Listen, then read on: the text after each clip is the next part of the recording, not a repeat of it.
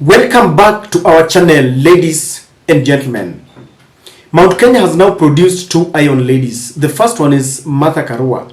You all know how brave Martha Karua is and the kind of hardline stance that she takes. Even on the National Dialogue report, Karua has always insisted that Kenyans were duped and the issue of the cost of living was not dealt with properly, and so people should go back to the street.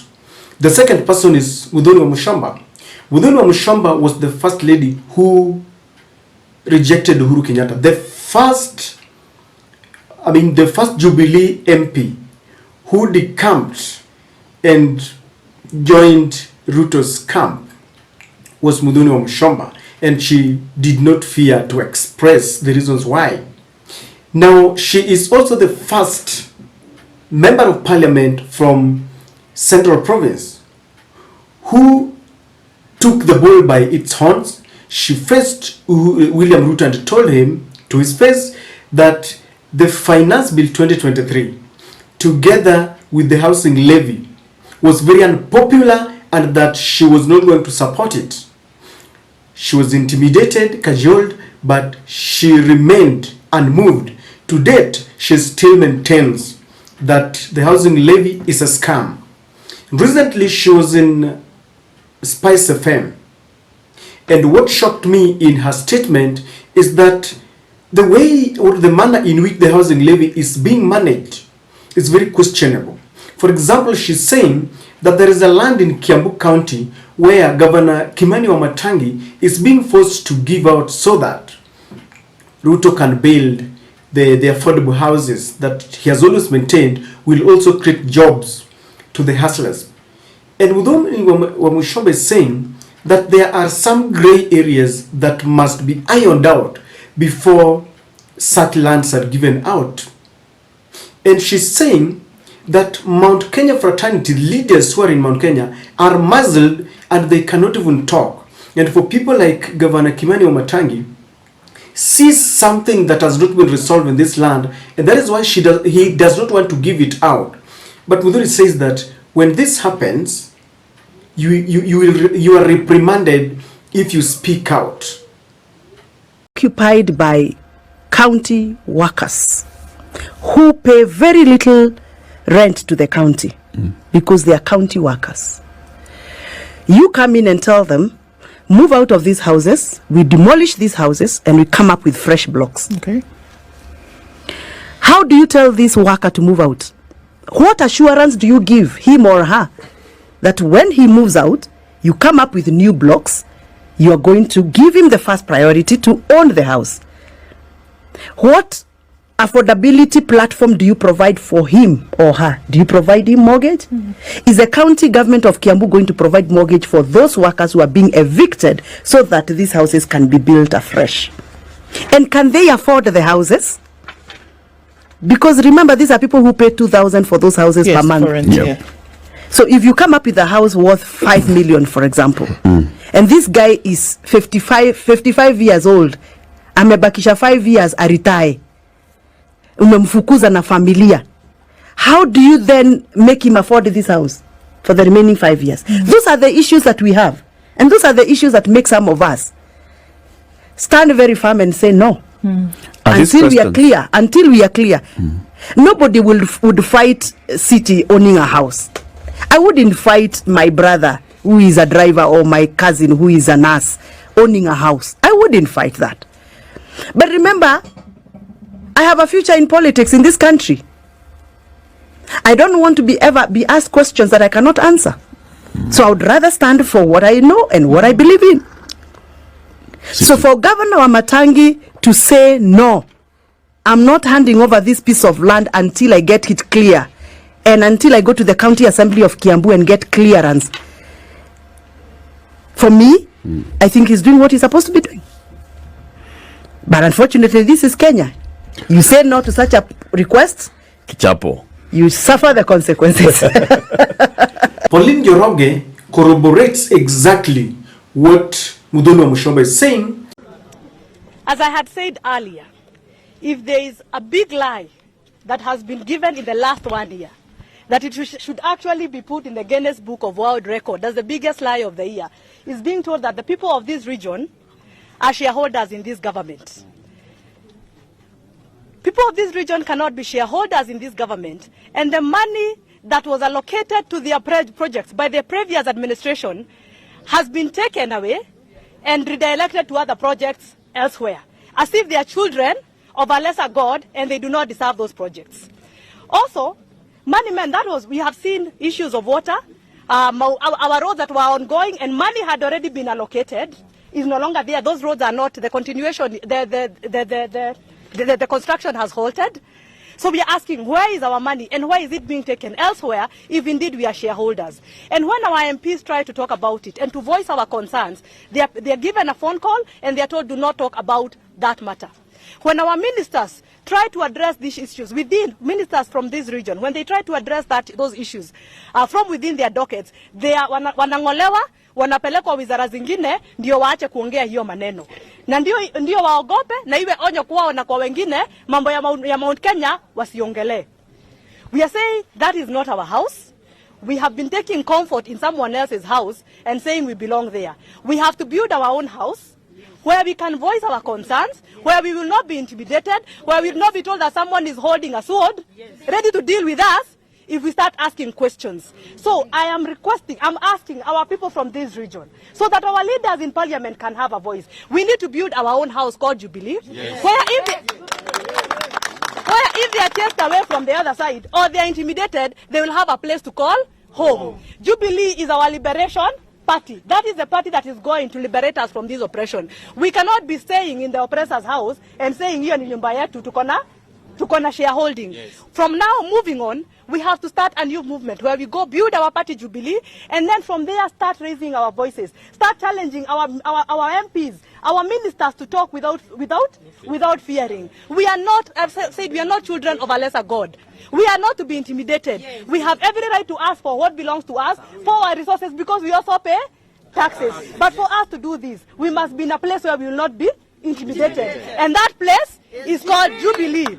Ladies and gentlemen, in this video, I want us to look at the factors that Muthoni Wamuchomba and Pauline Njoroge are talking about. Why do you think the Mount Kenya leaders are unable to speak out when they know too well that some of these policies are not good for their people? The Mount Kenya voting bloc is suffering, but they cannot speak about it. Number one, some of these leaders were given tickets way. You remember in 2017, when William Ruto was given a chance to manage the bungled Jubilee nominations and he was in charge. With that mandate, he ensured that he gave out tickets to the people he wanted to work with in 2022. That is how people like Ndindi Nyoro, the Waititus who have now rejected him now, people like Rigathi Gachagua, those are people who were given tickets because William Ruto was already looking at 2022. So they started with him long time ago. Some of them were even unpopular in 2017, but they were given tickets. And you see, once you've been given a ticket, and from 2017 to 2022, and William Ruto knew very well what they wanted to do, he gave some of them money to campaign with. And so they have been caught by this trap. They are unable to speak out because when you look at where someone has picked you from, you don't even want to speak about it. So it is like they are slaves. So even when things are going wrong, they are unable to speak. So because of that slavery, they are unable to speak out. These people maligned the name of Uhuru Kenyatta. You remember how they stood and told the people that it was Uhuru Kenyatta who was very much responsible for all the problems in Mount Kenya. That they voted for Uhuru, but Uhuru rejected them. Uhuru went to Kisumu. Uhuru never wanted to give them projects. Uhuru is the one who raised taxes. Everything, economic, social, political predicaments, they had blamed Uhuru. And every blame was on Uhuru's back. Now, when things are turning around against them, they are unable to go back to the people and tell them, you know, we are sorry. Because people will be asking you, you told us that William Ruto had all the remedies of our problems. You blamed the previous regime for hiking the prices of basic commodities, for imposing taxes. Now you have even made it worse. They cannot go back because they don't even know how they are going to start. That is why they still have to cling to it. They still have to defend it even when it is popular, because they shot themselves on the foot. Remember, they were even used to go and sponsor youths to ban Uhuru's Northland farm, to steal sheep there. So they have gone too far, too deep, that they are unable to come back. They're even afraid of coming back to the people. And you can understand, if you are them, for example, you are Ndindi Nyoro or Kimani Ichung'wah, how do you go back and tell people, I'm sorry? You see, people will even chase you because the idea is very unpopular now. Number 3, the intimidation by William Samoei Ruto. I saw William Ruto when he warned the parliamentarians when they were about to pass the Finance Bill 2023 that contained within it the housing levy, and he was saying, I want to see that member of parliament who will have the audacity to reject and oppose this bill. This member of parliament who will want to deny youths a job, because he has said that the housing levy, the affordable houses, will provide jobs. The plumbers and merchants, has said a lot of things. So and you see, when he was talking, that was an intimidation, and people were cajoled, and they voted. Parliament was actually cajoled to pass this bill. And people who have worked around William Samoei to understand that he's a bully sometimes. When he wants something, the other day he said that he was given a sword not to cut vegetables, but to deal with those who are against his policies. And with that, you can imagine how the Mount Kenya fraternity, the leaders, have been, they've been boxed into a corner, and they're afraid they cannot go against William Samoei Ruto. The other thing is the bet of 2032. People like Ndindi Nyoro, Kimani Ichung'wah, Rigathi Gachagua have been given a bet, and they have swallowed that bet, that after William Ruto, one of them might take over. And you've seen this kind of discussion that maybe Kimani Ichung'wah and Murkomen that will team up at someone from Mount Kenya with someone from Rift Valley. And Rigathi Gachagua knows very well, is working very hard to ensure that he takes over from William Samoei Ruto. Kimani Ichung'wah is also there. So with this kind of blame game, they cannot oppose William Ruto, because wanataka kujipanga pale karibu na William Ruto, ndio akitoka wawe karibu na nini, na power. They want to be close to this power. So with this bet, ladies and gentlemen, they have swallowed it, and they feel that they must tolerate all the ills that all